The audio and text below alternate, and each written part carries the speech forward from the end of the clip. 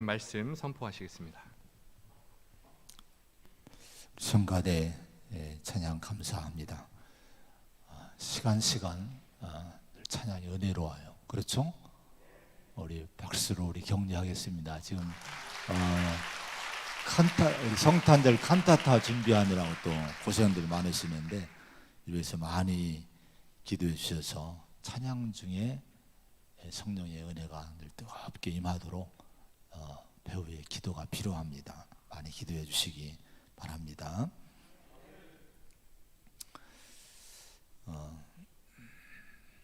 유한진 시인이 질환지교를 꿈꾸며 라는 글을 썼는데 이런 글이 있습니다. 저녁을 먹고 나면 허물없이 찾아가 차 한 잔을 마시고 싶다고 말할 수 있는 친구가 있었으면 좋겠다. 입은 옷을 갈아입지 않고 김치 냄새가 좀 나더라도 흉보지 않을 친구가 우리 집 가까이에 살았으면 좋겠다. 비 오는 오후나 눈 내리는 밤에도 고무신을 끌고 찾아가도 좋을 친구. 밤 늦도록 공허한 마음도 마음 놓고 열어 보일 수 있고 악의 없이 남의 얘기를 주고 받고 나서도 말이 날까 걱정이 되지 않는 친구가. 긴 수필인데 그 중에 몇 줄을 제가 인용을 했습니다. 정말 좋은 순수한 믿을 수 있는 그런 좋은 친구를 갖고 싶은 마음을 이렇게 수필로 썼습니다. 요즘은 쉽게 사람을 믿을 수 없는 사회죠. 그렇게 친했던 것 같은데 어느 날 배신을 해요. 또 상처를 주고 우리가 함께 나눈 것들이 또 발설이 되고 퍼져나가고 어려움을 겪게 되고 이런 일들을 우리가 많이 인간관계 속에서 갖게 됩니다. 그래서 사람을 잘 믿지 않으려고 하는 시대입니다. 그래서 여러분 정말 이 유한진 시인이 얘기한 것 같은데 그런 친구가 있으면 얼마나 행복할까. 우리 성도는 그런 친구를 구하려고 하지 말고 내가 그 친구가 돼줘야 돼요. 우리가 그런 좋은 사람이 돼줘야 됩니다. 상대방이 뭐라고 해도 다른 사람이 좀 믿어주지 않아도 끝까지 나는 믿을 만한 사람으로 옆에 있어주고 또 격려해주고 든든한 버팀목이 돼주고 이런 일을 누가 해야 되냐? 우리 성도가 해야 될 줄로 믿습니다. 우리 성도 서로 간에 특별히 좋은 관계를 맺어야 돼요. 교회 안에서는 서로 상처 주지 말고 정말 힘이 돼주고 우리는 한 가족입니다. 다 우리는 다양한 사람들이 모였지만은 예수 안에서 우리는 모두가 한 가족으로 하나님이 묶어주신 거예요. 우리는 다 함께 어디 갑니까? 천국을 가야 돼요. 영원히 함께할 하나님의 백성들입니다. 그래서 우리가 이 타산을 넘어서 성도라고 하면은 한 가족이라고 하면은 서로 힘이 돼주고 믿을만한 사람이 돼주고 그런 관계를 잘 맺고 살 수 있기를 축원을 드립니다. 행복은요 이런 좋은 사람 만나면 행복한 거예요. 함께 관계가 좋으면 행복해요. 가정도 우리 부부 관계가 좋으면 행복합니다. 형제 관계가 좋으면 행복해요. 교회 생활도 실은 성도와의 관계가 좋을 때 행복합니다. 은혜가 되는 줄로 믿습니다. 그런 우리 은혜로운 삶을 사시기를 축원을 드립니다. 그런데 우리 성도는 인간관계를 잘해야 돼요. 그런데 더 중요한 것이 있어요. 그게 뭔가 하니 하나님과의 관계입니다. 사람과 친밀한 관계도 가져야 되지만은 하나님과의 친밀함이 있어야 돼요. 여러분 하나님과 친해지시기 바랍니다. 하나님과 친하게 지내시기를 축복을 드립니다. 12월 요즘 다들 만나면 그 얘기 하죠. 아유, 벌써 한 해가 갔어. 벌써 12월도 다 가고 있어. 세월이 얼마나 빠릅니까? 12월은 어떤 달이에요? 한 해를 돌아보는 달입니다. 한 해를 돌아보세요. 하나님과 친하게 지내고 오셨는가? 하나님과 친밀한 관계 속에 살아오셨는가? 우리가 만약에 인간관계는 좋고 내가 가는 곳마다 사람들이 참 모이고 내가 사람들이 잘해주고 할지라도 하나님과의 관계가 친밀하지 못했으면은 여러분 그 삶은, 그 인생은 죄송하지만 좀 잘못 사는 거예요. 하나님과 좋은 관계를 맺고 사시기를 축원을 드립니다. 여기 오늘 나오는 말씀의 주인공 아브라함이 바로 그런 사람이에요. 하나님과 아주 친밀한 관계 속에 살았던 사람이 아브라함입니다. 자, 여기 16절 17절의 말씀을 한번 같이 보겠습니다. 16, 17절입니다. 시작. 그 사람들이 거기서 일어나서 소돔으로 향하고 아브라함은 그들을 전송하러 함께 나가니 그래서 이르시되 내가 하려는 것을 아브라함에게 숨기겠느냐. 자, 아브라함의 가정에 하나님의 일행이 천사들이 방문하고 그들을 극진하게 접대를 했어요. 이 접대를 하고 그들이 떠날 때에 아브라함이 또 극진하게 환송을 이제 해줍니다. 전송을 합니다. 자, 이런 아브라함에게 하나님은요 17절에 뭐라고 여기 말씀하십니까? 내가 하려는 것을 아브라함에게 숨기겠느냐. 낱낱이 다 얘기해 주겠다는 거예요. 비밀이 없다는 거예요. 나의 계획들, 나의 마음속에 있는 것들 다 아브라함에게 얘기해 주겠다고 이렇게 말씀을 합니다. 그러면서 아브라함이 앞으로 어떤 복을 받을 것인지 그 복에 대해서 말씀을 하고 또 그 자손들을 어떻게 또 세워야 될지를 말씀하십니다. 더 나아가서 소돔과 고모라 성을 하나님 심판할 터인데 그 소돔과 고모라 성을 정지하고 심판하실 하나님의 계획까지도 낱낱이 얘기를 해주시는 거예요. 이랬을 때에 22절부터 33절의 말씀에는 소돔과 고모라 이 죄악의 성을 멸하시려고 하시는 하나님에게 아브라함이 하나님을 붙들고 간청하는 거예요. 어찌하든지 이 심판을 막아보려고 간구하고 간청하고 애쓰는 기도하는 아브라함 모습이 이 성경 오늘 말씀에 기록이 되어 있습니다.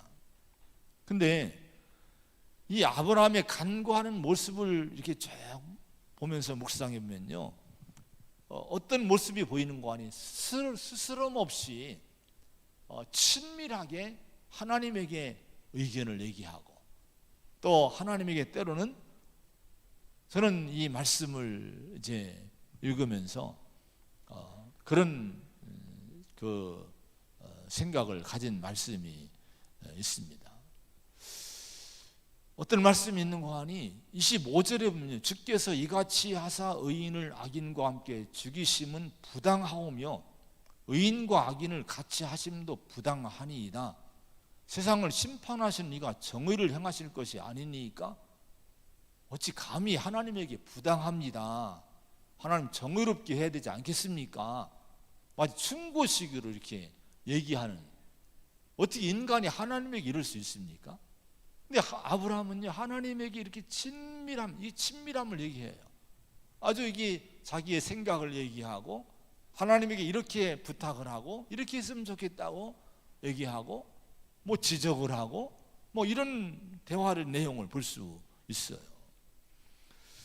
자, 오늘 여러분 이런 아브라함과 하나님과의 대화, 기도의 모습을 보여주시고 있는 것은 뭔가 하니 오늘 우리들에게도 그렇게 살기를 원하신다고 하는 거예요.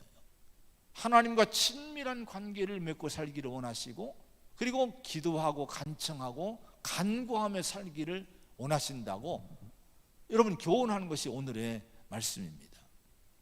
여러분 하나님과 친밀하시기를 축복합니다. 기도의 성도가 되시기를 축원합니다. 스스럼 없이 내 인생의 문제들을 하나님과 상의해야 돼요.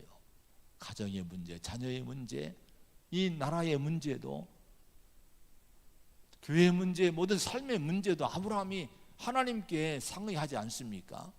이렇듯이 이것이 기도예요. 하나님께 대화하며 상의하는 것이 기도인데, 이렇게 친밀하게 아브라함이 했듯이 우리가 그렇게 살기를 원하시는 거예요. 그런데 안타까운 것은 오늘날 성도들에게 기도의 그 신앙이 소멸되고 있다고 하는 거, 이게 좀 안타까워 염려스러운 일이라고 할 수가 있습니다.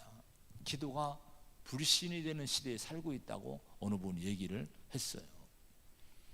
교회도 출석하고 예배도 출석하고 이런저런 행사도 참여하고 저런 일도 많이 합니다. 그런데 성도의 삶 속에서 영적으로 기도하면서 하나님과의 친밀한 관계를 즐기고 누리는 그런 삶이 자꾸 내 안에서 메말라가고 있다는 거예요. 기도의 영이, 기도의 신앙이 지금 메마르고 있는 시대를 지금 우리는 살고 있다고 진단을 하고 있습니다. 혹시 이 모습은 내 모습은 아닌지, 내 안에 정말 예전에 기도를 많이 했는데 지금은 기도하지 못하는, 기도의 자리에 그렇게 자주 앉지 못하는, 그 기도의 영이 지금 메말라 가고 있는 그런 모습은 아닌지, 우리 신앙의 모습을 한번 진단해 봐야 됩니다. 기도는 믿음의 일 중에서 가장 중요한 이름을 알아야 돼요. 기도는 생명이에요. 믿음의 생명입니다. 기도는 호흡이라고 하지 않습니까? 호흡이 중단되면 우리는 죽는 거예요. 여러분, 기도, 하나님과의 이 영적인 긴밀한 이 교제, 살아있는 인격적인 교제, 이런 것이 끊어지면은, 중단이 되면은 관계가 끊어지는 거예요. 아무리 친한 사람도, 아무리 부부라 할지라도 떨어져 있어 보세요. 그 관계는 죽는 거예요. 하나님과 우리 사이도 그런 관계임을 잊지 말아야 됩니다. 그래서 우리가 기도에 힘쓰는, 기도가 정말 중요한 일임을 잊지 말고 기도에 힘쓰는 그런 성도, 그런 신앙이 우리의 신앙이 되어야 될 줄로 믿습니다. 성경은 기도에 대해서 많은 약속들을 하고 있어요. 요한복음 14장 13절에 보면은 너희가 내 이름으로 무엇을 구하든지 내가 행하리니 이는 아버지로 하여금 아들로 말미암아 영광을 받으시게 하리 함이라. 내 이름으로 무엇인지 내게 구하면 내가 행하리라. 또 마태복음 7장 7절부터 보면 구하라 그리하면 너에게 주실 것이요, 찾으라 그리하면 찾아낼 것이요, 문을 두드리라 그리하면 너에게 열릴 것이니, 구하는 이마다 받을 것이고 찾는 이는 찾아낼 것이고 두드리는 이에게는 열릴 것이니 하늘에 계신 너희 아버지께서 구하는 자에게 좋은 것으로 너에게 주시지 아니하겠느냐. 이런 약속들이 많이 성경은 우리에게 선포하고 있습니다. 자, 그런데 이렇게 많은 수많은 축복의 약속들이 담긴 이런 명령, 말씀, 이런 권고를 듣고 있는데, 우리가 여러분 실제로 이런 축복의 약속을 들으면서도 이걸 내 마음에 믿음으로 붙들고 기도의 실제적인 삶을 못 살고 있다고 하는 것은 뭡니까? 이건 여러분 사무엘은 이렇게 얘기를 합니다. 사무엘상 12장 23절에 나는 너희를 위하여 기도하기를 싫은 죄를 여호와 앞에 결단코 범하지 아니하겠다. 사무엘 선지자는요, 사무엘 사사는요, 마음속에, 그의 신앙 속에는 자기가 기도를 쉰다면 이건 죄다, 기도 쉬는 것은 영적인 하나님 앞에 죄다고, 이런 인식을 갖고 이런 의식 속에서 믿음 생활을 하면서 기도의 삶을 생활하면서 지도자의 길을 갔던 거예요. 여러분, 왜 우리가 기도하지 않는 것이 죄라고 여기야 될까요? 성경은 왜 이렇게까지 말씀을 하시고 있을까요? 여러분, 기도하지 않는 것은 먼저 불순종이 될 수 있어요. 아까 말씀했죠. 기도하라고. 너는 내게 부르짖으라. 내가 내게 응답하겠다. 환난 날에 나를 부르라. 내가 너를 건지리니 쉬지 말고 기도하라. 수없이 기도에 대한 우리의 축복을 위해서, 우리의 그 영적인 안전과 은혜를 위해서 기도하라고 주님은 많이 명령을 하고 가르칩니다. 그런데 막상 우리가 이런 말씀은 들어도 나가면 기도의 삶을 시간을 갖지 않는 것은 뭡니까? 불순종이란 거예요. 불순종. 그래서 죄가 된다는 거예요. 또 한 가지는 여러분, 우리가 인생을 살아갈 때 내 힘으로 살아갈 수 있습니까? 하나님 의지해야 돼요. 전능하신 하나님, 능력의 하나님, 우리를 구원하신 사랑하신 하나님 의지하고 그분과 함께 동행하고 살아갈 때 내 인생이 안전합니다. 든든합니다. 평화롭습니다. 우리가 하나님의 힘을 의지할 때 내가 이 땅에서 두렵지 않고 담대하게 살 수 있는 거예요.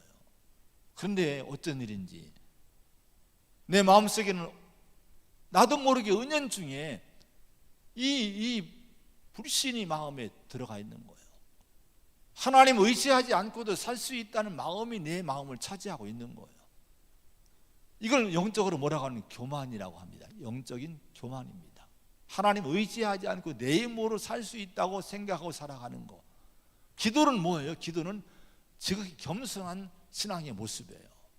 하나님, 오늘 나를 도와주셔야 됩니다.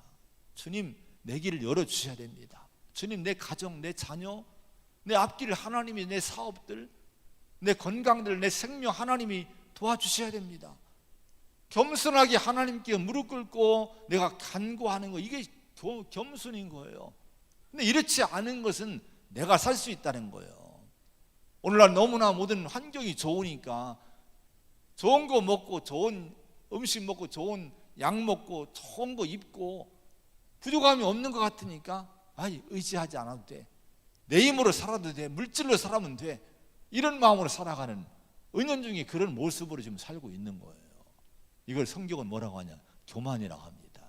그래서 기도하지 않는 것은 교만의 죄가 되는 거예요. 그리고 불신앙의 신앙이 죄가 되는 거예요. 여러분, 기도하지 않는, 기도를 쉬는 것은 우리가 성경의 말씀대로 죄다, 이런 마음을 꼭 갖기를 바랍니다.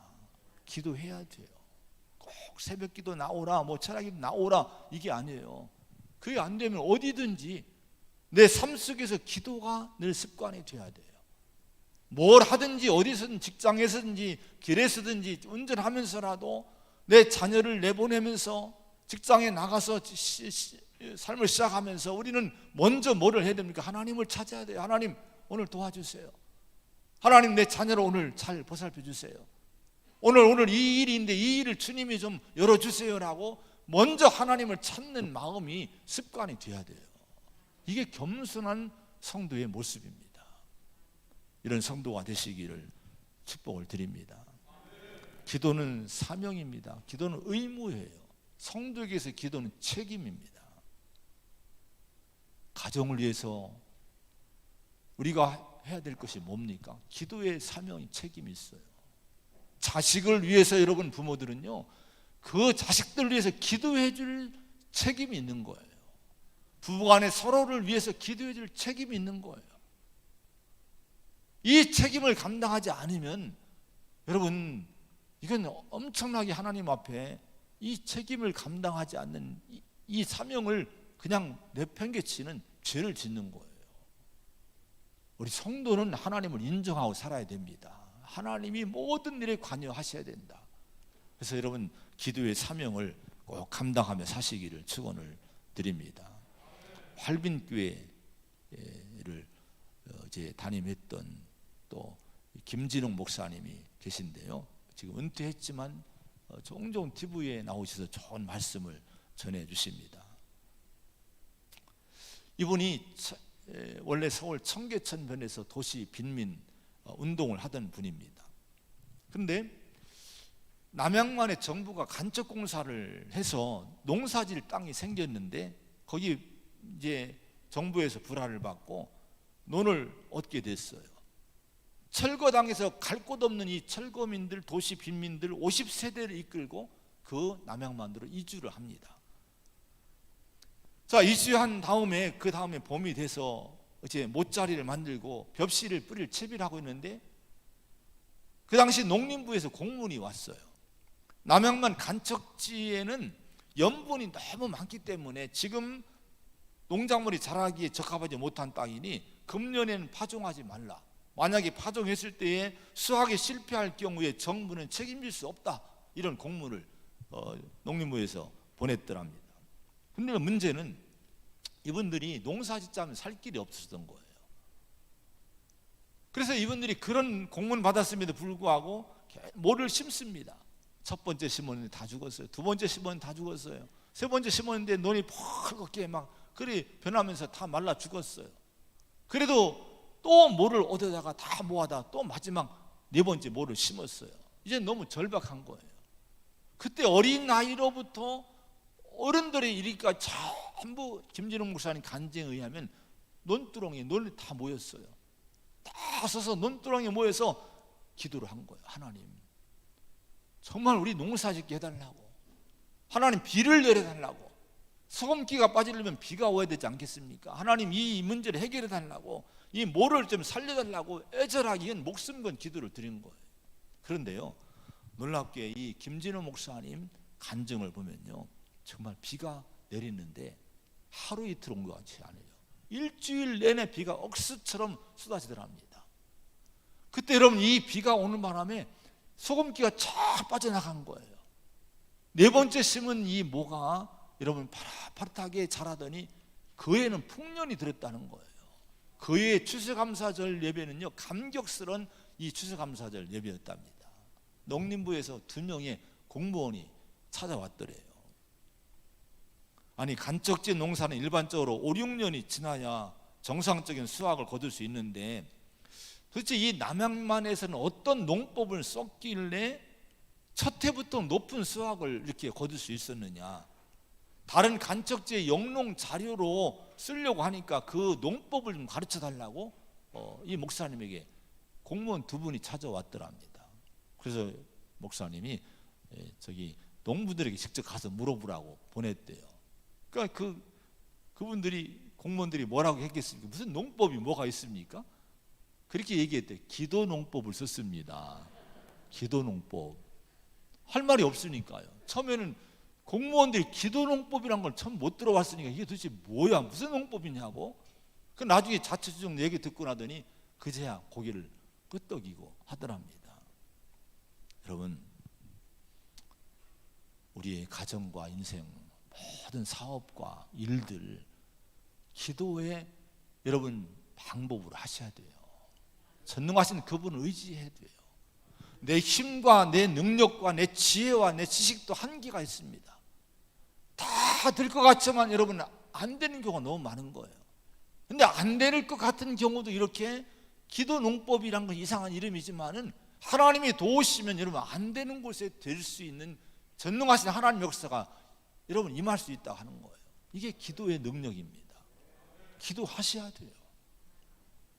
여러분 공부도 기도하며 해야 되고, 사업도 기도하며 해야 되고요, 여러분이 하는 모든 일들 기도로 행해야 되고요, 가정을 기도로 세워야 될 줄로 믿습니다. 자식들, 특별히 자녀들 기도로 양육을 해야 돼요. 근데 문제는 아멘 하는데 기도하느냐가 문제인 거예요. 기도하느냐가.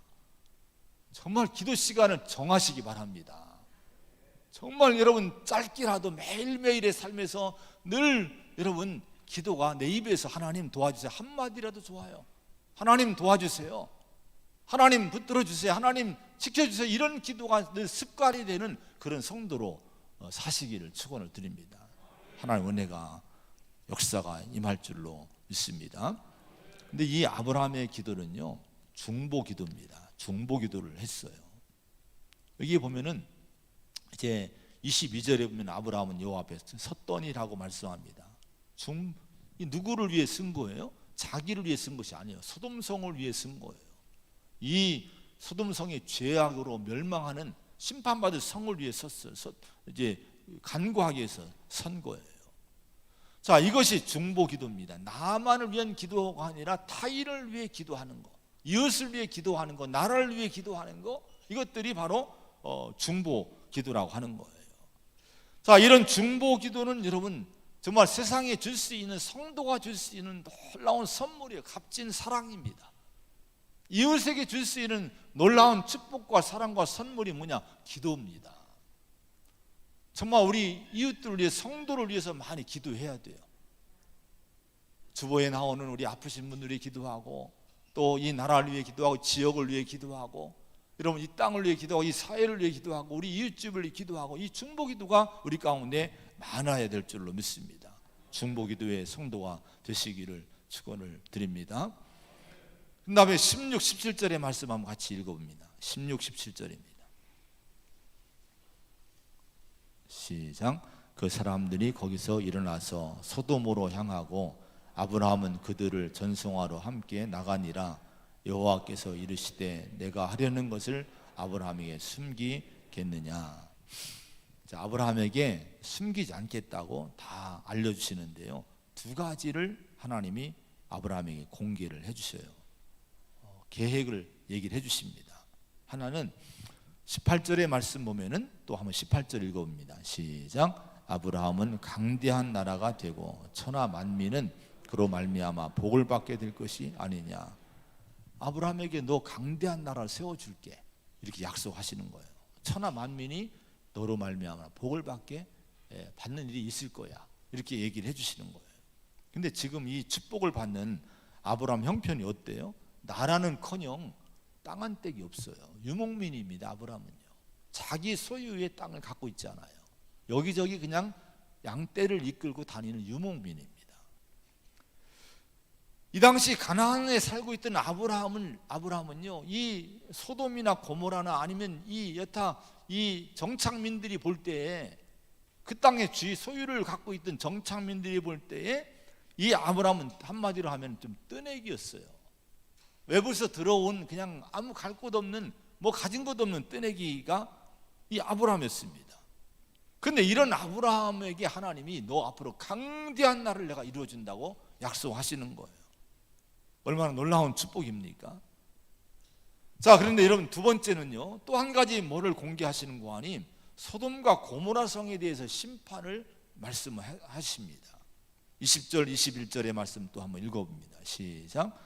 여호와께서 또 이르시되 소돔과 고모라에 대한 부르짖음이 크고 그 죄악이 심히 무거우니 내가 이제 내려가서 그 모든 행한 것이 과연 내게 들린 부르짖음과 같은지 그렇지 않은지 내가 보고 알려 하노라. 소돔과 고모라가 죄악이 심히 크다는 거예요. 그래서 부르짖음이, 이 부르짖는다는 것은 아우성입니다. 울부짖는 거예요. 죄가 많은 곳에 아우성이 많아요. 울부짖는 것이 죄가 있는 곳에 많아요. 죄는요, 사람들이 고통을 줘요. 이것 때문에 이 죄악의 세상에서는 많이 고통당하고 힘든 사람들의 그 아우성이 여러분 많이 들려지게 되는 거예요. 소돔과 고모라가 그런 땅이었다 하는 거예요. 그런데 그 땅을 지금 죄악이 심히 무거우니 내가 지금 간다는 것은 심판하기 위해서, 정죄하고 심판하기 위해서 간다는 거예요. 근데 이 소돔과 고모라가 어떤 성입니까? 육신적인 환경을 보면요, 정말 너무 좋은 땅입니다. 너무 좋은 환경을 갖고 있어요. 전에 롯이 그 땅을 볼 때 뭘로 봤습니까? 에덴 동산처럼 본 거예요. 야, 저곳이 천국이야, 저곳이 하늘나라야, 마치 에덴 동산처럼 착각을 하게 할 정도로 그렇게 여러분 이 좋은 환경을 갖고 있던 것이 소돔과 고모라입니다. 그래서 롯은요, 그 땅을 들어가려고 삼촌도 배반하는 거예요. 그런데 하나님은 그 땅을 뭐라고 합니까? 죄악의 땅이니 이 땅을 멸망시키겠다고, 심판하겠다고 지금 작정하고 계셨다고 하는 것입니다. 오늘 하나님께서 아브라함에게 주신 이 말씀이 주는 영적 메시지가 있어요. 인류는 두 부류로 나누게 된다고 하는 거예요. 하나는 아브라함의 나라 백성이고 하나는 소돔 나라 백성으로 나누게 된다고 하는 거예요. 자, 아브라함 나라의 백성, 아브라함이 앞으로 강대한 나라가 되고 복의 근원이 된다는 이 축복의 말씀은 여러분 이렇게 아브라함처럼 사는 믿음의 성도, 믿음의 사람들, 의인들에게 이런 축복을 영원히 주시겠다는 하나님의 계획을 말씀한 거예요. 그러니까 소돔과 고모라를 심판하고 멸망시킨다고 하는 것은 뭔고 하니, 이건 앞으로 그렇게 어렵지 못한 그런 길을 가는 그런 부류의 인생들은 결국은 심판이 있다고 말씀하고 있는 거예요. 이것은 인류 전체 미래를 보여주는 말씀이라고 할 수가 있습니다.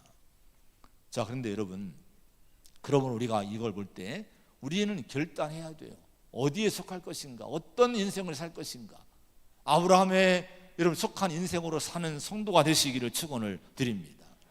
그런데 이 아브라함 같은 축복의 계승자가 되려면요, 19절에 보니까 이렇게 말씀을 해요. 자, 그 자식과 건축에게 명하여 여호와의 도를 지켜 의와 공도를 행하게 하려고 그를 택했다, 이렇게 말씀을 하지 않습니까? 이런 자손들을 양육하라는 말씀도 되지만은 또 한 가지는요, 이런 삶을 살아가야 이렇게 가르침 받고 선악을 분별하고 의로운 길을 갈 때 아브라함에게 약속한 그 모든 축복의 말씀들을, 언약들을 이루어 준다는 하나님의 약속의 말씀이기도 한 거예요. 여러분, 그래서 우리가 하나님이 주시는, 복 주시는 이런 은혜를 누리고 살려면, 영원히 누리고 살려면 어떤 길에 서야 됩니까? 아브라함처럼 의인의 길에 서야 되는 거예요. 우리가 예수 안에서 죄사함 받고, 그리고 의롭다함을 받고 그 은혜를 입었으니 우리가 이제는 의인의 길, 거룩한 길을 가는 성도가 될 때 하나님이 그런 성도의 삶을, 그런 인생의 삶을, 그런 공동체, 그런 나라와 사회를 하나님 복 주신다고 하는 거예요. 여러분, 이 믿음을 갖고 사시기를 축원을 드립니다. 잠언 14장 34절에 공의는 나라를 영화롭게 하고 죄는 백성을 욕되게 하느니라, 이렇게 말씀합니다. 여러분, 나라를 영화롭게 하는 것은 의입니다. 나라가 공의로워야, 정의로워야 돼요. 의로워야 나라가 영화로워집니다. 근데 죄가 있으면요, 이 나라가 어두워져요. 그럼 뭐라고 얘기하는 거 아니? 잠언 13장 9절에 의인의 빛은 환하게 빛나고 악인의 등불은 꺼진다. 의롭지 못하면 그 등불이 꺼진다는 거예요. 이 나라가 언제까지 잘 되리라고 여러분 생각하십니까? 이 나라에 정의가 사라지고 의의가 없으면요, 이 나라의 등불은 꺼져요. 그 영화는 사라집니다. 그런데 이 나라가 정말 의로운 나라가 될 때, 이 사회가 의로운 나라가 되고 이 가정과 우리 가문이 의로워질 때, 그런 여러분 공동체에 하나님은 환한 빛을 주신다는 거예요. 미래를 주신다 하는 거예요. 여러분, 이걸 우리가 믿어야 돼요. 역사를 보세요. 역사에 그런 것들이 증명되지 않습니까? 잠언 24장 16절에 대저 의인은 7번 넘어질지라도 다시 일어나려니와 악인은 재앙으로 말미암아 엎드러지느니라. 의인이, 여러분, 의인은 넘어져도 다시 기회를 하나님 주신다는 거예요. 다시 일으켜 준다는 거예요. 우리가 여러분 때로는 실패하고 넘어지고 쓰러지고 우리가 그런 일을 당할 수 있어요. 그런데 예수를 믿는 믿음과 하나님이 원하시는 그 거룩한 삶을 꼭 어느 환경과 조건에서도 지키고 살면 그 사람은 하나님 일으켜 주십니다. 하나님 붙들어 주십니다. 이 믿음을 가져야 돼요.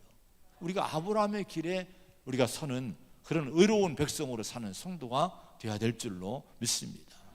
그런데 소돔 나라는 소돔은 하나님이 멸하신다 하는 거예요.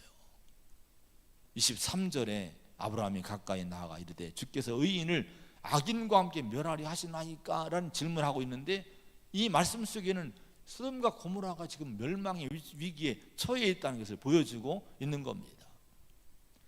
자, 그러면 여러분, 왜 이 소돔과 고모라를 하나님이 결국 심판하려고 하시는가? 왜 없애려고 하시는가? 20절에 보면 분명히 이유가 나와 있어요. 그 죄악이 심히 무겁다고 분명히 말씀을 합니다. 여러분, 이 죄악이 무겁고 죄악이 늘 가득 차기 때문에 결국은 이 소돔의 미래는 없다는 거예요. 이 소돔의 등불은 꺼진다는 거예요. 결국 하나님은 그 소돔과 고모라를 멸망을 시키게 됩니다. 자, 그런데 오늘 이 22절부터 33절의 말씀, 아브라함과 하나님과의 기도의 대화를 보면은, 아브라함이 안타까운 마음에 의인 50명이 있어도 멸하시겠느냐고 하니까 50명만 찾으면 내가 멸하지 않겠다, 용서해 주겠다고 약속하셔요. 근데 자신이 없으니까 그럼 45명, 하나님 그럼 40명, 하나님 감히 말씀하는데 30명이 있으면, 20명이 있으면, 나중에 노하지 마옵소서 10명이 있어도 하나님 이 성을 멸하시겠습니까? 이렇게 아브라함이 간청을 합니다. 그런데 하나님 뭐라고 말씀하십니까? 그래, 내가 10명만 있어도 그 10명, 10명으로 인해 말미암아 멸하지 아니하리라고 말씀하셔요. 그런데 안타깝게 소돔성은 멸망을 합니다. 이게 왜요? 10명의 의인이 없었다고 하는 거예요. 얼마나 안타까운 일입니까? 자, 오늘 여러분, 이 나라나 이 사회나 우리 가정과 교회를 지키는 것이 뭘까요? 우리는 하나님의 눈으로 세상을 봐야 돼요.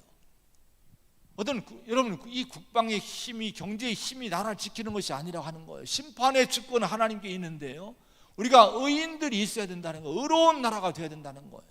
근데 여러분, 의인 10명만 있어도 하나님이 이 심판을 유보하신다는 거예요. 내가 기다려주겠다는 거예요. 그 10명 때문에 그 나라의, 그 사회의, 그 성의 변화를 기다리면서 하나님이 심판을 이제 미뤄주겠다고 약속을 하십니다. 오늘 우리 교회가, 성도가 해야 될 일이 뭘까요? 우리 성도와 교회는요, 나만 잘 먹고 잘 사는 걸로 만족하면 안 돼요. 우리가 이 시대에 책임이 있는 거예요. 이 사회에 책임이 있는 거예요. 오늘 소돔성 같은 이 도시에, 이 사회에, 이 나라에 우리의 책임이 뭡니까? 의인의 역할을 감당하는 거예요. 우리가 이 역할을 감당하면 희망이 없습니다. 하나님 앞에 우리가 정말 바로 서는 의인의 길을 가는 성도가 되어야 될 줄로 믿습니다. 그렇게 살려면 어떻게 살아야 됩니까? 우리가 예수 안에서 우리가 구원받고 하나님의 자녀로 살아야 되고, 예수님의 삶의 방식으로 살아야 돼요. 세상의 방식이 아니라 예수님의 방식을 따르는 성도가 되어야 됩니다. 빛과 소금이 되어야 돼요. 요한복음 18장 36절에 예수님이 이런 얘기를 했어요. 내 나라는 이 세상에 속한 것이 아니니라. 이제 내 나라는 여기에 속한 것이 아니다. 이렇게 얘기를 했습니다. 이게 누구 앞에서 한지 아십니까? 당시 서슬퍼렇던 로마가 파견한 총독 빌라도 앞에서, 빌라도의 법정에서 예수님이 말씀을 한 거예요. 로마의 권력과 로마의 권세로 심판하는 그 자리에서 예수님은, 나는, 내 나라는 이 세상에 속한 것이 아니다, 내 나라 하나님의 나라라고 선포하시고, 우리 주님은 그렇게 사신 거예요. 그런 믿음, 그런 마음이 있었고, 그런 여러분 그 예수님이었기 때문에 마귀가 주, 세상 나라가 주는 권세와 모든 유혹과 모든 것들을 다 이런 물리치고 오로지 하나님 나라를 이루기 위해서 일생을 십자가 지고 자기 희생하시면서 겸손히 살아가신 줄로 믿습니다. 우리가 그런 삶이 되어야 돼요. 어디에 있든지 간에 우리는 하나님 나라를 이루는 백성이라고 살아야 돼요. 그런 의식이 있어야 돼요. 내가, 여러분, 학교에 있든, 내가 아니면 직장에 다니든, 아니면 내가 사업을 하든, 아니면 무슨 어떤 일을 하든지 간에 나는 이 자리에서 하나님 나라에 속한 사람으로 하나님 나라를 이루기 위해서 여기 서 있다는 그런 믿음 가지고 유혹을 우리가 이기면서 하나님의 방식, 예수님의 방식으로 인생을 살아갈 때 그 사람이 그 시대에, 그 사회에 의인이 될 수 있는 거예요. 이분들이 빛과 소금이 되고, 이분들 때문에 교회, 이 나라가 지켜지고 이 사회가 지켜지는 줄로 믿습니다. 여러분, 이 시대가 요구하는 의인 되시기 바랍니다. 기도하는 사람이 의인이고, 주님의 길을 따라가는 사람들이 의인입니다. 이런 성도가 되고 교회가 되기를 축원을 드립니다. 기도하겠습니다. 하나님 아버지, 정말 기도가 필요한 우리들입니다. 우리는 연약하고 부족하고, 우리는 판단력도 없고 늘 무너지는 연약한 존재입니다. 이런저런 문제가 너무너무 많은 세상을 살고 있습니다. 이때 우리가 기도하라고 하시는 주의 음성을 붙들고 친밀하게 하나님과 관계를 유지하면서 늘 부르짖고 간구하는 인생을 사는 성도가 되어야 될 줄로 믿습니다. 이 기도가 순종이고, 기도가 겸손이고, 기도가 믿음임을 잊지 말고, 기도의 삶을 우리가 정말 습관화들이 시키면서 기도의 자리에 무릎 꿇고 살 수 있는 저희가 되게 하여 주옵소서. 의인이 필요합니다. 하나님, 소돔과 고모라 같은 이 세상에 의인 10명이 필요한 줄로 믿습니다. 우리 교회가, 성도가 의인의 자리에 서게 하여 주옵시고, 주님의 십자가 복음을 붙들고 거룩한 삶을 살아가는 의인의 길을 가게 하여 주시옵소서. 예수님의 이름으로 간절히 기도하옵나이다. 아멘.